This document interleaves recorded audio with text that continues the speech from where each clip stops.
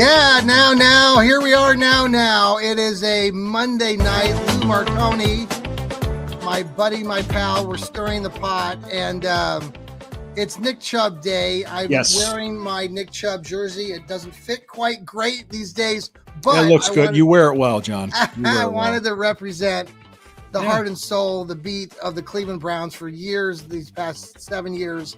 Love the man. I have artistic paintings up on in my loft up here. I know many other people probably have posters and signs and jerseys of Nick Chubb's. So my daughters have Nick Chubb jerseys. I bought them for them. Those are first Browns jerseys. Yep.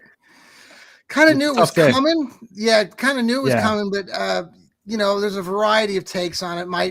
I know it's business, Lou, but the other part of this, it sucks. It sucks nonetheless. I agree. I feel it too. I just wish that the Browns could have let him kind of part ways on his own, but I guess that was not. I guess we can talk about that later. I know you watched an interview with Andrew Berry that kind of talked a little bit about the Browns and the direction they're going, and so I thought it was it was a podcast that he did. I forgot the name of the general manager of the Jacksonville Jaguars. They were on a podcast together. You mean the 12-year-old GM? The young kid. He's a first-year GM, and they talked about how they came together and came up with how they were able to consummate the trade. Yeah. And if you remember at that time when that trade was being talked about, he kind of publicly said a lot of very good things about Travis Hunter. So he did. Yeah, he did. So I think he was kind of sweetening the pot. Like we stir the pot, he was sweetening the pot. He was trying to, let him know. He was being Kevin Costner. He was being Kevin Costner in draft day. Yeah, he was. I think what he did too was he had an interesting choice of words and interesting things, the way he put things, which I think could be him tipping his hand on how he wants to build the team or what he wants to do with the team moving forward. And unfortunately, Nick Chubb's turning 30 years old, or he did turn 30, I think. He's had 2 career-season-ending injuries in a row. That knee injury, I wrote about it in the article because I remember when that happened, and we were all wondering if he was ever going to play again. And he came back. He played again. I mean, it was great to see him on the field against Cincinnati last year. I don't think were you at that game? Because that was the infamous game when Deshaun Watson tore his Achilles. No, I was in Wichita, Kansas that day. Yes, and that was the same game when people were saying Browns fans were cheering him hurt. Those were Bengals fans doing it. It was a handful of Bengals fans, and it was quiet in that stadium. It was people. You could hear it because they were the only ones saying anything. So that's what it was. But anyway, going back, I'll tell you what. If you want to reminisce about memories of Nick Chubb, I will tell you what. Last year's Steelers game when he scored 2 touchdowns. Yeah, there you go. That was his best game back. Yeah, and it was nice to see him do that to the Steelers. And it was kind of like a revenge game for him. I mean, he would never say that, but all Browns fans felt that. So very. No, it's very. You can't. I mean, that was a good example that the last 2 seasons have been kind of a wash because he was, lost in one season, and last year he played in 8 games. Wasn't ready until halfway through. Broke his ankle. I know somebody was on social media saying, well, he blew out both knees. No, he didn't blow out both knees. Just one. It was just the one. I saw the video of Nick Chubb introducing himself to Houston tonight. Felt weird seeing him in a Houston jersey saying that, but there's so many things. 6,843 yards. I think some of us were hoping that he was climbing that ladder of great running back just behind Jim Brown. He probably Leroy Kelly. He was only 45 yards behind Leroy Kelly. Exactly. Yeah. 2 Hall of Famers. Yeah, I was hoping that they could let him at least get to that point, have him back for one more year, and he could cement himself as the best just beyond Jim Brown. So that's not going to happen. I've already made a bet with our colleague here on the Fanatical L's network, Steve Gill. I've already said, and I believe this, that Nick Chubb's going to go for 1,000 yards and help Houston propel them to another playoff run. They have such a dynamic, great team, the Texans. He could. I wouldn't be surprised if he bet does. $10, Lou. I got $10. $10. If he stays healthy, I could see him doing it. Absolutely. I'm not crazy. Games. No, if he stays healthy, that's the caveat. If he stays healthy, right? But that's the thing. He hasn't been able to stay healthy in the last 2 years. And once you hit 30, especially in a position like that. I mean, look what happened to Mari Cooper. Well, So I'm not, dealing with all sorts of things at the age of 55 right now. And I'm telling you, I am at it's my knee. 52. I can't figure out, Lou, if it's my knee or my hip, or if it's my hip and my knee. I can't. So which happened? Which came first? Can I also bring up something else? Like, I got a lot of good positive feedback from last Friday's show. I don't know if you saw it or heard I it. did. I heard. I had a Pittsburgh Steelers Jeff Hartman on. Yes. And we talked, just so you know, before the interview, I just told him this because we recorded that on last Wednesday at 1 o'clock. Yes. And and I kind of had to say, hey guys, let me let you know this was recorded before Aaron Rodgers, the news broke, but we talked about him. And he said, and we had a lot of, good and positive things. But the thing I told him before the interview, I said, you respect me, I'll respect you. Yeah. That's all I said to him. And he goes, okay, no problem. And that's it is. If you start giving me this mistake by the lake crap, you're done. I will rip you apart. No, he's not like that. But there was, one guy tried to say, well, we're your little brother. And I said, well, the last 5 years, you haven't been. Yeah. We haven't been. So, I mean, you want to count 20 years after we got the death penalty? Oh, by all means, brag all you want. So, well, and it's sad too to think when you just before we leave the discussion about Nick, it's just sad that it happened, his devastating knee injury against Pittsburgh, and we can, that will always be a point of discussion. We were kicking their butt in that game. We were, and we were well on our way of taking that game like it was nothing, and it was such a gut punch. Everybody was so rattled by that injury on that. It was awful. It was like a death, and I think we all felt that for a day or two. Yeah. Oh yeah, I felt sick. Right. I felt sick after it, and it was it was really hard. It was one of the hardest articles I had to write was after that game. Probably. Well, there were some really good games, and he had so many great moments. I mean, you just talked about the Pittsburgh game this last year. You think about probably the best game, and even Dee and Jim Haslam mentioned it in their farewell, was the game against the Houston Texans, who he's going to play for now, when he could have run the ball for a touchdown and took the ball out at the 1 or 2 yard line. He should have done that against the Jets in 2020. Yes. Oh God, that was who would have thought that? He wasn't coached to do that. He wasn't told to do it. So he was a 3rd and 2, and he got the first down, and he had daylight, and he went to the end zone. We were up by 2 I was sitting there. We were all sitting there going, "My God, this is great. Week 1, we're going to win it." So much opportunity, but no, there's just so many things there. The run that he made against the Ratbirds in Baltimore, that one for 88 yards. The one against Atlanta. There was a game against San Diego that they lost, but he had multiple great runs in that game in recent years. I think about Oakland. The first game, the Oakland game, and then even that whole season, if Hugh Jackson wasn't a moron and knew what the hell he was doing, I understand what they were doing. I know they had the other running back, Carlos Hyde. By the way, it seems like every freaking running back, I think including Carlos Hyde, ends up going to Houston for the Browns. There was Johnson, DeAndre, or whatever, one of the Johnson kids years ago went to Houston. We've had a lot of other players go to Houston. So there was I'm trying to think. We even had Brian Hoyer. Yes. And Brandon Whedon go to Houston. Yes. Yeah. Trying to see here. Let me see. Nick Chubb is 29 years old. He'll turn 30 at the end of December. Yes. So he will. So he'll. I just think and I think the other part of this discussion, I heard Garrett Bush on the sports show today. I'm in Cleveland. He was talking, and I don't agree with him most of the time, but he did say, and I tended to agree with this, that, it's a sad day. I know we saw it coming. I know this is all business, but the idea that he meant so much to this team, and even the organization put out a video tonight. Thanks, Jack. Yeah, even the Browns themselves put out a video thanking Chubb.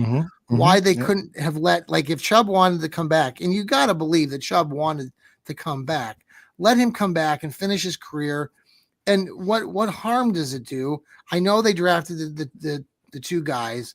Jerome Ford's still with the team, and but it was just the idea that it should have been on Nick Chubb's terms, and I don't say that for any other player other than maybe Myles Garrett, but then that whole, or even the Denzel Ward Ward, right? Those 3 guys, maybe David Njoku, but at this point, he's but But Yeah. those three guys, especially Nick Chubb. I mean, you could not have asked for a more professional, unselfish, just hard-nosed football guy, right? Yeah, absolutely. Personified the Cleveland Browns. I agree with you on this, and I hate to say it, but I think they didn't have a spot for him after drafting Judkins and Sampson. I think they just was like, well, if he's going to get a chance to play again, give him an opportunity to play. And they didn't want to do him wrong and just have him around. I think that's what it was. I'm just kind of giving the Browns the benefit of the doubt on this. I know it nothing lasts forever, and it's hard to have to deal with that. But at the same time, life's going to go on. I mean, the Cleveland Browns are going to go on. We're going to go on, and it's like, you know what? Well, we love him. We love you, Nick. Thank you. Before, I mean, we thought this season was. I mean, when his knee was bashed in again, that this was going to happen again. That it was going to. That he broke his foot. Yeah, he broke his foot. That was it. That was it against Kansas City. Yeah, that was it. Yeah, that was it. We said, "Oh man, that's it." And as much as I'd like to have him, the same Nick Chubb from 3 years ago was still on this team. I'd love to have that, but unfortunately, that's not the case. And the Browns, obviously, I think the writing was on the wall with the draft picks. Yeah, obviously, yes. Yeah, I think they wanted to get younger, they wanted to get healthier, and they're figuring if they're going to run the ball 500 times this year, you're talking 200 carries to each Sampson and Judkins, maybe 100 to Ford. If split up kind of that way, not those exact numbers, but you know what I mean. Yeah. I mean, could you see Judkins carrying the ball 250 times this year? I don't know. Yeah, I don't know. As a rookie, I don't know if you'll do that. So they could, but I don't know. So, but I think the offense definitely is going to be predicated on running the ball first and winning on first down. Well, that's a lot of the discussion now, right? I mean, we're going back to this sort of 2020 version of the Brownies, and then where it's run first. You got your gaps, your zone schemes on offense with the guys up front. That Joel Bitonio, all these guys are talking very positively about this mode, getting back into that. Do you think going into the season, like Jerome Ford, like we were just talking about Judkins, but is Jerome Ford still the guy? Like he's the veteran? No. I'm just thinking. From what I've seen, the first team guy in OTAs has been Judkins. So he's going to play. He's going to get some reps in the preseason. Yeah. He'll be the bell cow guy.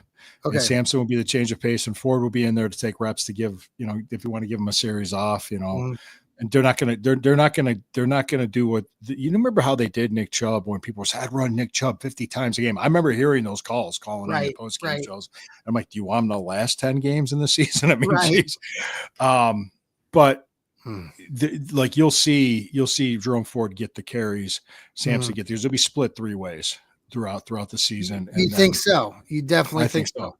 I think so. And I think they still have Pierre Strong on the roster. He could still make the roster. You can see 4 running backs. And I think it's just I think it is disappointing, folks, and I know how much it sucks. But well, there's a lot of disappointment out there in social media right now. Oh yeah. There's a lot of it's split between, it's a business decision. And the other part of the split is, the Browns are a dysfunctional mess, and I'm fighting my own emotions going back and forth. I would say we're a dysfunctional mess at all. No, I'm just saying I'm just saying the opinions. They're going to say that no matter what. They'll say it no matter what. Remember when people last year were saying when we signed him to a 1 year, oh, this is bad. I'm like, how? Now, the deal that he signed $2.5 million with up to $5 million and. Could be 500 up to 5 million with incentives. Yeah. Right. Yeah. So we'll see. We don't play them on the schedule. Not unless we're in the playoffs. No. So not unless it's a playoff game. Yep. We still have Deshaun Watson. Well, he's not playing. I know. But the fact that he came from Houston, we've had this sort of back and forth with Houston, it was. So we traded just to give us Deshaun. We gave him Nick Chubb. That's what happens, right? That's what it turned out to be. I was going to say something. I mean, if you don't mind me switching gears a little Yeah. bit. Interestingly enough, when I saw that, I can't remember the podcast it was, but Andrew Barry used the Yeah. interesting language on that because they were talking about how the trade, because it was a big trade. It was a big, and game Mhm. early top 5, 2 teams in the top 5 Right. traded, and it was day 1 draft trade. And this started with the new GM at the NFL annual owners meetings. Right. The 12-year-old. The 12-year-old, yeah, the kid. And I guess they started talking because they were interested in Travis Hunter. So he tipped his hand to Barry. Mhm. And everybody kind of knew the worst kept secret was Tennessee was going to not take, Cam Ward. Right, Everybody knew right, he was right. going to take, they were going to take Cam Ward. We knew that. Mhm. So interestingly enough, so Barry that's why when he went around, he said a lot of praising and glowing Mhm. things about Mhm. Travis Hunter, calling him Otani, Yeah. all this other stuff and everything. So they consummated the deal. And actually the deal was agreed upon 2 weeks before the draft. It was all predicated on Tennessee taking Cam Ward. But if Cam Ward would have dropped to 2, the Browns would have taken him. Okay. The Browns would have taken Cam Ward. So absolutely. That's why they said, okay, if Cam Ward goes to Tennessee, Now, that would have been interesting if they had taken Cam Ward, because I wonder what the discussion would have been now. I mean, we know what the discussion is now with Flacco and Pickett, but if we had taken Cam Ward, boy, that would have. Yeah, everybody like, whoa. Everybody would be calling up and arguing, and this guy's the greatest thing since sliced bread. No, he sucks. One guy thinks he's great. One guy thinks he sucks. It's great. I love it. Well, that's an interesting take. Interesting. Yeah, Andrew. Well, I'm not done yet, because he had some very interesting language, because he talked about where the Cleveland Browns were this year as an organization after coming off a disappointing season, which disappointing is an understatement. You think? Three wins? Yes. I think we all were. I think we all felt the sting, and that we were all frustrated. And I've shown my frustration on it too. Yes, you have on occasion. Oh, I do. Yeah, I've been pretty even keel though, Lou. I've been trying to. I'm working. I've been monitoring you, from afar. Even on my Burning River Browns talk show. Even when you're doing that, you never know when Johnny Cleveland is watching. Yes, I know. Hell, everybody's watching. No, it's been great, Lou. I love your show. I tell this about before I interrupt you. I know That's okay. It's okay. All you guys do a great job. By the way, I just want to throw this out here. Folks, I love the fact that you guys are watching us here on YouTube, on the X, all these places. Yeah, we're really getting the views. Subscribe to our Apple channel, Spotify, our audio downloads. That's where we really need to kick it into high gear. And we actually have, Lou. I got the data this afternoon. You didn't see it because you're not in the group chat. No, but we're skyrocketing. We're like 250% more right now than we were last month, and last month was our record. We're at 1,300 downloads already, Lou. It's my soothing voice is what it is. Well, and here's the funny thing, Lou. It's like our shows, we're getting a handful of good audio, but it's somehow they're magically appearing. Like I talked to your buddy Jeff Hartman in Pittsburgh about this. This is my buddy. No, I know, but he helps run Fans First. And he mentioned to me how sometimes these audio podcasts, they will they'll like hold them and then they release them all at the same time. So sometimes you'll get a huge dump of extra audio downloads. It's based on the algorithms, I think. Yeah, something. It's weird because our normal day-to-day audios aren't looking like that amazing. But like I said, we're almost 250% more than we're at 1,300 than from a year ago or from last month. Last month. Oh wow.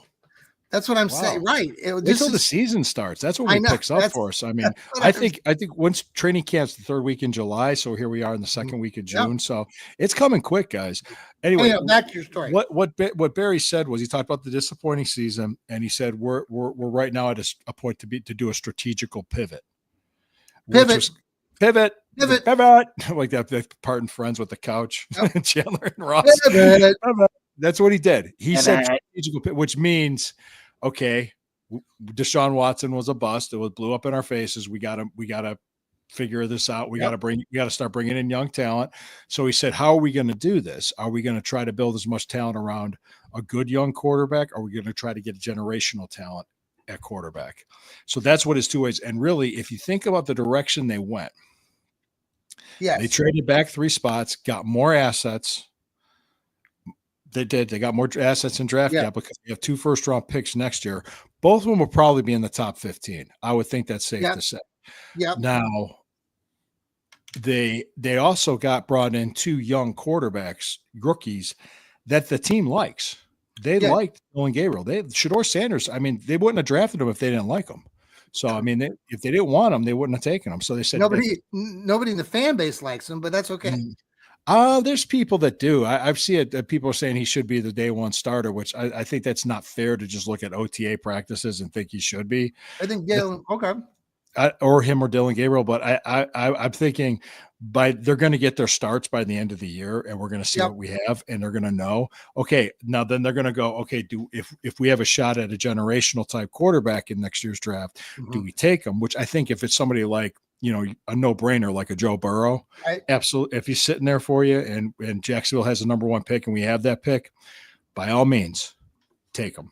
Yep, take him. Don't even hesitate. That's a no brainer. But if we don't have that opportunity, say like we're picking like 6th and 12th, all right, you still get 2 very good players, and you still have 2 quarterbacks you like that you could build around. Kind of like said we could do it the way he said Philadelphia and Detroit did it. Sure. Which you think about, Jalen Hurts is a good to very good quarterback. I think he's not horrible. No. He's not Peyton Manning in his prime either. Didn't he sit when he came out, right? He didn't play right away. No, he didn't. And he was kind of like, he was a 2nd round pick, and he just won a Super Bowl. I mean, because they had such a great team around him, and they built in the trenches, which if you look at a lot of our picks the last 2 years, a lot of them were in the trenches. You got your Mason Graham, your Michael Halls, Zach Sinners. So there you go. So I'm just thinking kind of like they're going to, I would picture him doing more like the Philadelphia model. Yeah. But it also depends on where we're at next year. That I'm not going to worry about that or think about that until we're sitting here, and we're at the combine in February, and we're reporting and doing these podcasts. That's right. But let's talk about that here in just a minute. Let's pause for a quick commercial break. Stirring the Pot with Lou and Johnny Cleveland. We'll be right back.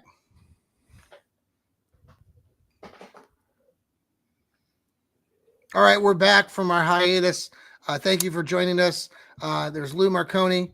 I'm Johnny Cleveland, and this is the Stirring the Pot. We've been talking about Andrew Berry and his conversation that he had with the Kid GM podcast, the Kid GM. By the way, Draft Day, the old movie with Kevin Costner, kind of like 11 years ago. Yeah. Yes. I was down in the Flats on Saturday, went to the Guardians game. Great place down there. No, I can't think of the name of the restaurant. Flatiron Grill? Yeah. Flatiron Grill. We were talking about before the show. Yeah. Yeah.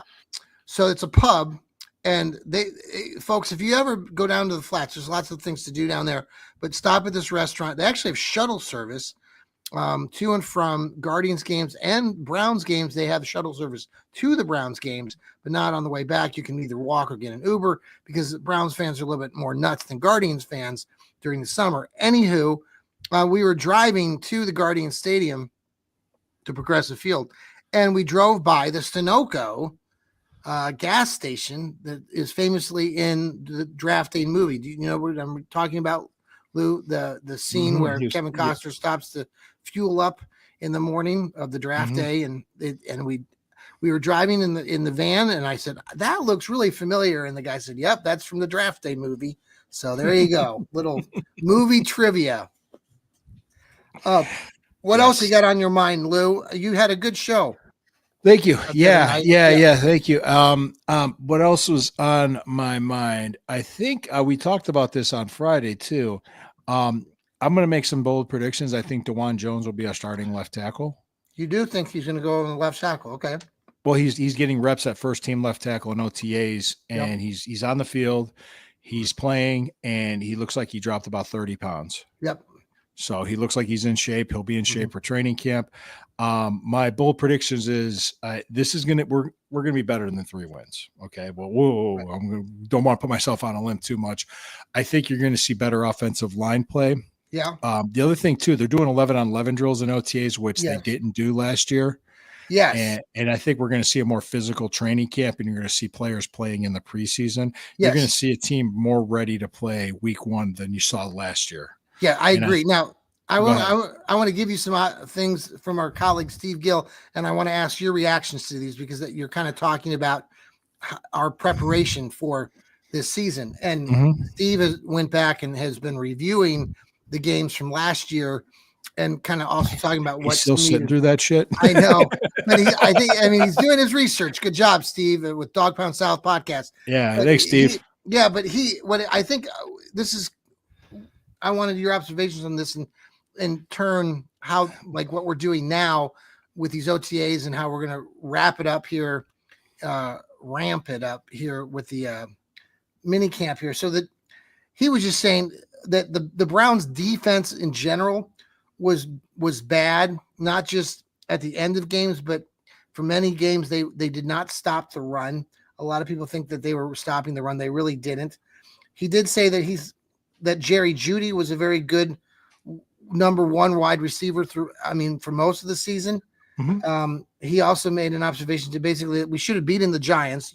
I know you've mentioned that before. Oh, yeah. We should have beaten the Raiders in that game. We were winning, and Yeah. and he also said by game 6 of the season, the Browns are on their 3rd center. By week 6, they're already on their 3rd center, offensive center. Mhm. And we didn't have any offensive linemen to survive games, and it was nonstop blitzing by the opponents. And that also JOK was having a Pro Bowl season before he suffered that really bad neck injury. So all things you and I have talked about, but just to reflect on that, and then going into what you just said. I mean, they're getting more aggressive, right? Blue, that's the idea. They're going to be tougher because I don't know if aggressive, faster, more younger. up tempo. Like Yeah, with their practice, they're not lollygagging around. They're not dancing and being lazy. It's like they're not going to work. be at the Greenbrier this year either, is my No, understanding. So no. I think you're going to see an actual training camp where they're going to be prepared and more toughened up and ready to prepare to play. The other thing, another observation I'm sure Steve found out too was when the quarterback play was decent, the team was in the game.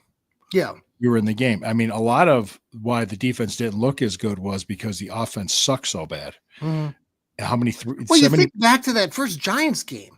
I remember I was sitting there because Deshaun Watson was still playing. That was the first game of the season. Oh, yeah, it was terrible. It was terrible. Like if they just had any ounce of ability on offense, they could have run away with that. I remember Daniel Jones running in a touchdown for the Giants or throwing a 1 or 2, and we had some Giants fans sitting next to us, and I was just like, they're making Daniel Jones on our defense looked fantastic, like he was the next Tom Brady for that. Yeah, and he didn't last the year. But it was still winnable game, even though he looked good.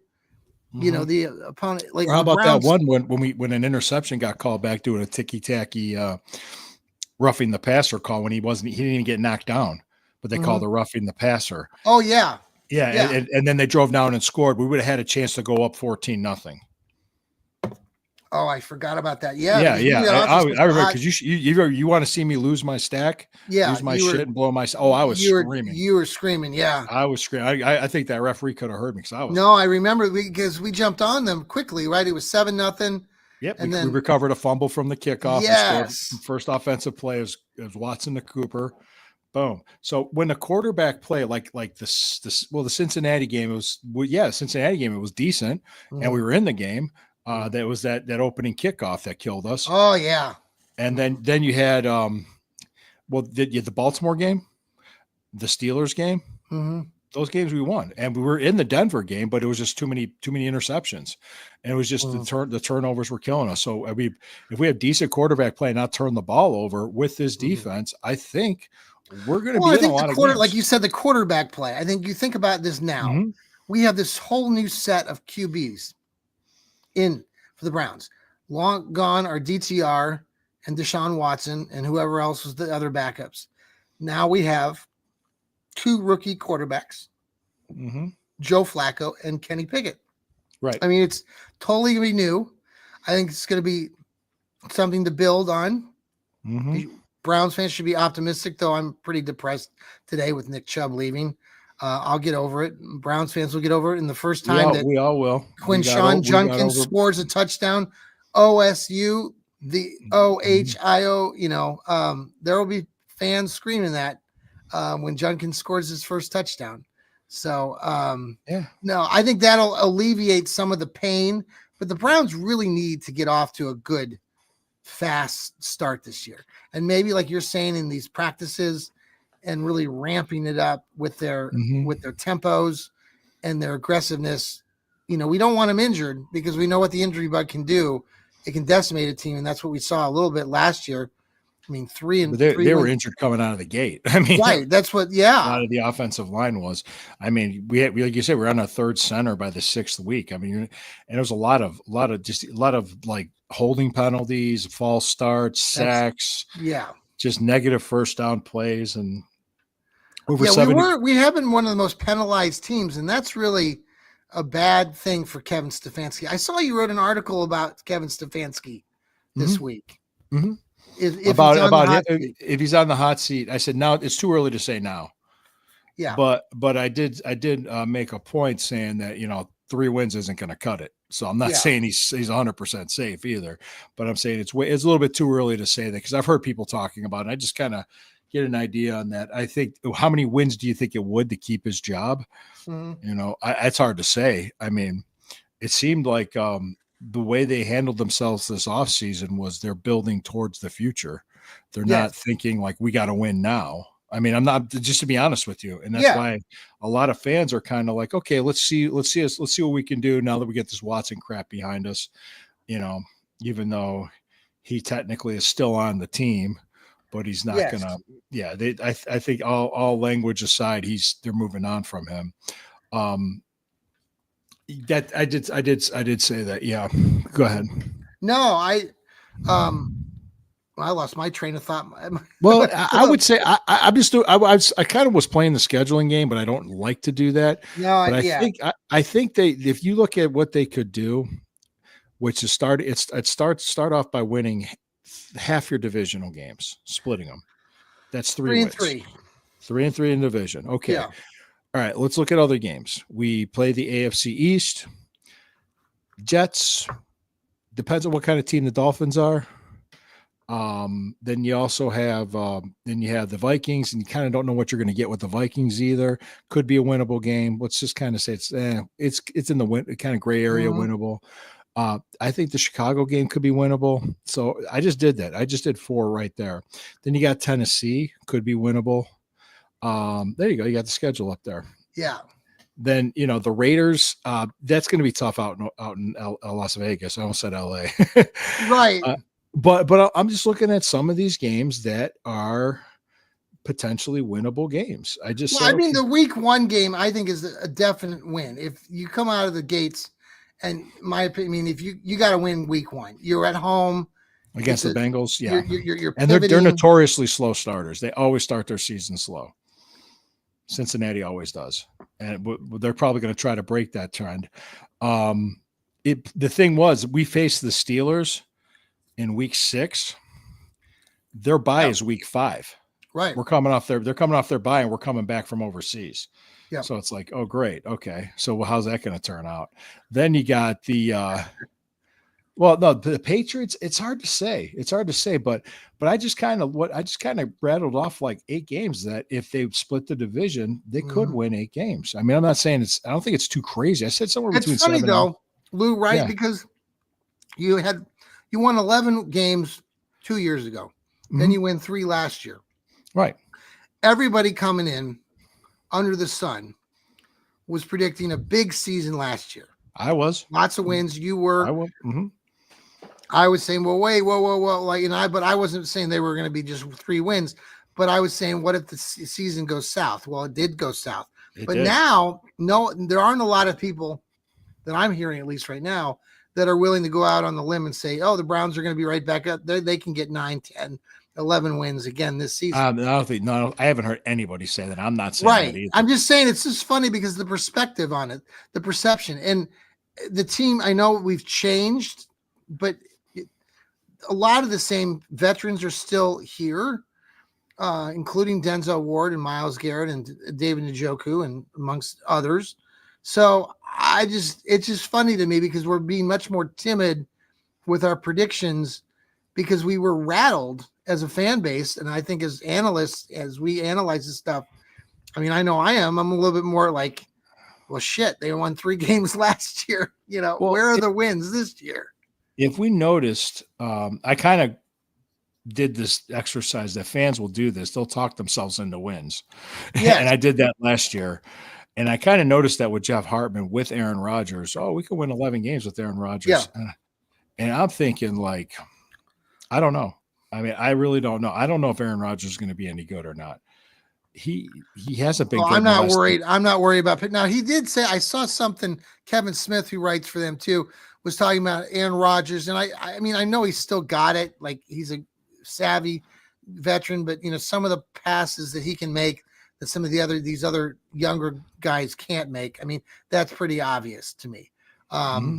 So, I mean, I'm going to give them some wins, but I don't like it. I mean, I don't like Aaron Rodgers personally. I think he's a jerk, but I don't know him. I don't know him personally. I know. I don't care. I don't know him either, but I don't care, Lou. Yeah. But not, he's wearing a Steelers uniform. I don't like him. Well, that's right. I don't like him. So I make a lot of crazy accusations. And it was funny. I saw buy an Aaron Rodgers jersey now, and I'm like, oh, geez, go ahead, people. Hey, by the way, I've been eating. I don't know if you've been watching. I've been eating these sweet tarts while we've been on our show tonight. Do you have a favorite flavor of sweet tart? Because right now, I take out the yellow ones, the green ones, and the blue ones. I don't like any of those 3. I primarily go for the grape and the cherries. No, what about? I'll eat the reds, I guess. I don't know. I really don't. I never even thought about it. I'll just eat them. I don't even have a. This is important to me, Lou. Mm-hmm. Yeah, I'll just say this. It's important to you. I'm not any predictions I'm going to make is this the way I'm just going to take this year. I'm not going to stress about it. I'm not going to get all bent out of shape. I'm not going to post pictures of a frozen image of guys looking like they're open while this quarterback's about to get killed on a critical 3rd down. Yeah, I can't wait for that to happen with Shador or Gabriel, Yes. I kind of just want to see a lot, yeah. Yeah, or people talking about play calling and stuff. Yeah, that'll work. I don't want to get y'all wound up. That was just like they could call better plays than Stefanski. I'm like, all right. Yeah, okay. Let's not go there. Yeah, okay. And so you think 8 wins? 8 wins is 8. I think 8 wins. I said somewhere between 7 and 9. What if the magic of Joe Flacco returns? Then it returns. That's great. Right? He plays 17 games and wins 12, and we win the division. He passes for over 400 yards in like 5 straight games. Oh, Jesus Christ! That fantastic. Great. Right? Great. I love it. Now, he hasn't played in more than 7 games over the last 4 seasons in any single season. So yeah, I kind of joked with Jeff about the Brown Steelers game will be the geriatric bowl with Joe Flacco and Aaron Rodgers. What did Jeff have to say about that? You laughed when I said that. I said, but there said the more interesting story might be is if Kenny Pickett comes back to Pittsburgh. And I think Pickett could do well in this offense and be productive, meaning that you don't have to be the hero. We saw that with Baker Mayfield. I know Baker always wanted to be the hero, but he managed a lot of games. He did just what he needed to do. That 2020 season was a reflection of that. Don't you agree? I don't think Baker did anything spectacular in 2020, but he knew how to manage the game. He kind of came off of his, high horse a little bit by 2020 and led the team to a good season. I think Kenny Pickett definitely could fall into that category. Oh, sure. He could have a productive season. And didn't you say, when did they play in Pittsburgh at week 6? Week 6. And so you were saying, I heard you on their podcast with Jeff talk about that. It could be It could be. It could be Pickett coming back. It could be Flacco versus Rodgers. Right. You were joking. I heard that part on your Yeah, show. yeah. Well, I mean, we gotta. Like I said, we have to kind of take it. Let's see progress from what we Mhm. just had. Let's Yeah. see what we did last year, because last year I remember Jed Wills was god awful. Yes. He's gone. Yes. DeJuan Jones played pretty good at left tackle, and he got hurt again. If he Mhm. if DeJuan Jones could stay healthy, Mhm. he could really make a career here. There's a couple other guys, and I know Steve Gills mentioned that they've picked up that it should help also on both the offensive and defensive line. I can't think of their name. Cornelius, is he an offensive lineman or? It's offensive line. Cornelius, yeah, and then there's Tarek was another one, and then there's and a defensive guy too that from the Bears that they got. Yeah. I'm trying to remember his name too. Oh, he's an offensive lineman. With the one guy who's a guard with the Bears, but I think he came here to a chance to compete for left tackle. Yeah, okay. Well, lots of things coming up. We've got the mini camp. I think it starts next week. Yep. If I get that right. Okay. So we'll be on. If anything else breaks, I'm sure we'll come on sooner. But we'll come back on in a couple weeks. Back in 2 weeks. And when did you want to go back to weekly? Do you want to? I'm thinking we should probably start doing that here is once maybe training camp. Training camp starts there the end of July, first part of August. I think the fans will want to see and hear from us here on Stirring the Pot. We really appreciate everybody watching us tonight, listening to us on Spotify, Apple, anywhere you can find your podcasts. We are there. Lou Marconi has Burning River Browns Talk. Lou and his counterpart, Sherry. By the way, Sherry's probably a happy camper tonight. Way to go, Sherry. Your team, your Florida Panthers, are up 4-1 against the Edmonton Oilers in the Stanley Cup. The series 4-1. 1-1. They're in the second period right now. Florida's looking pretty strong in this game. So I know Sherry's a big Florida fan. Oh, absolutely. Absolutely. She's a big Florida Panthers fan.